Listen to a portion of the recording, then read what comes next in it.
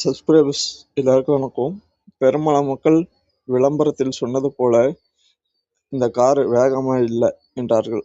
இன்னும் சிலர் கார் அநியாயத்துக்கு பெட்ரோல் குடிக்குது என்று அழைத்துக் கொண்டார்கள்.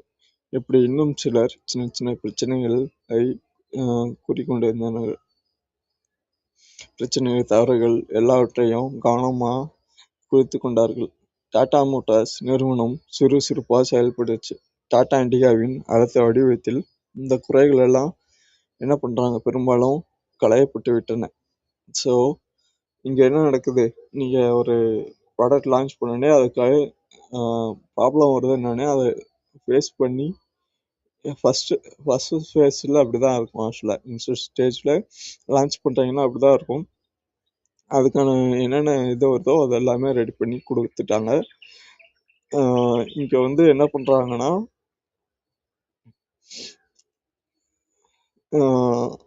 அதற்கு பிறகு டாடா இண்டிகா எதிரான சலசலப்பு கொஞ்சம் கொஞ்சமா குறைந்து விட்டுருந்துச்சு. கொடுக்குற பணத்துக்கு நல்ல கார், அதுவும் இந்திய தயாரிப்பு என்று இண்டிகாவை வாங்கி குவித்த மக்கள் அதை நாட்டிலேயே மிக அதிகமாக விற்பனையாகும் கார் பட்டியலில் கொண்டு போய் சேர்த்தார்கள். 2 வருடங்களில் தன்னுடைய பிரிவில் நம்பர் 1 இடத்தை பிடித்தது டாடா இண்டிகா. இதன் மூலம் டாடா மோட்டார்ஸ் அதுவரை சந்தித்து கொண்டிருந்த பிரச்சனைகளை எல்லாம் மறந்து மீண்டும் லாபம் குவிக்க தொடங்கியது. 2021 டாடா இண்டிகாவின் 2வது வடிவம் டாடா இண்டிகா V2 வெளியானது.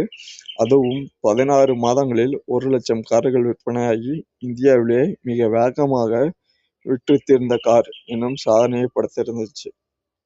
ரத்தன் டாடா முதல் முறையாக கார் தயாரிக்கிறேன் என்று தொடங்கிய போது இதெல்லாம் சரிப்பட்டு வராது என்று அவரை விமர்சித்தவர்கள், கேலி செய்தவர்கள் எல்லாம் இப்பொழுது டாடா மோட்டார்ஸை அனர்ந்து பார்த்து விமர்சித்தார்கள்.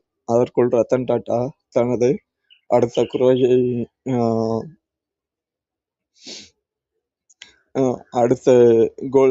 அடுத்த கனவை துரத்த ஆரம்பிச்சிருந்தார். ரெடியா இருந்துச்சு. இப்போ சும்மாவே சில நியூஸஸ்லாம் வரும், மேனுஃபேக்சர் பண்ணிட்டீங்க, அப்படியே ரெடி பண்ணிட்டீங்க, உங்களுக்கு பிராண்டு மேலே என்ன பண்ணுவாங்கன்னா அதிகமாக பெட்ரோல் குடிக்குது, வேகமாக இல்லை, எல்லாமே டெஸ்ட் பண்ணி தான் லான்ச் பண்ணியிருப்பாங்க. இதெல்லாமே கொஞ்சம் சில டைம் ரைட்டர்ஸ் இல்லை சில இதில் கமெண்ட்ஸ் இருக்க தான் செய்யும். அது ஒரு விமர்சனன்றப்ப எதிர்த்தரப்பில் வைக்கிற விமர்சனங்கள் தான். இதை எல்லாமே கடந்துதான் டாடா மோட்டார்ஸ் என்ன பண்ணுறாங்க, அவங்க ப்ராடக்டை லான்ச் பண்ணி சக்ஸஸ்ஃபுல்லாக மார்க்கெட்டில் இன்னுமே சஸ்டெயின் பண்ணிட்டு இருக்காங்க.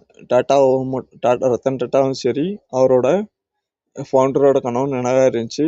இந்தியாவுக்குன்னு ஒரு காரு ரத்தன் டாடா மோட்டார்ஸோட டாடா குரூப்ஸோட மேனுஃபேக்சரிங்கில் ஒரு சொந்தமாக ஒரு காரை லான்ச் பண்ணி இன்னைக்கு இந்தியாவில் டாடா மோட்டார்ஸ்ன்ற ஒரு கம்பெனி இப்போ தான் பில்ட் ஆகி ரன் ஆகிட்டு இருக்கு வேர்ல்டு வைஸில்.